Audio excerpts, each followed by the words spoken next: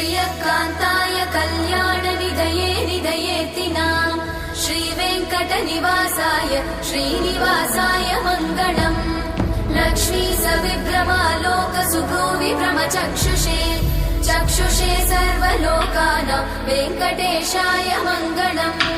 श्रीवेङ्कटाद्रिशृङ्गाग्रमङ्गलाभरणाङ्गये मङ्गलानां निवासाय श्रीनिवासाय मङ्गलम् सर्वावयव सौन्दर्य सम्पदा सर्वचेतसां सदा सम्मोहनायास्तु वेङ्कटेशाय मङ्गलम् नित्याय निरवध्याय सत्यानन्द चिदात्मने सर्वान्तरात्मने श्रीमद् वेङ्कटेशाय मङ्गलम्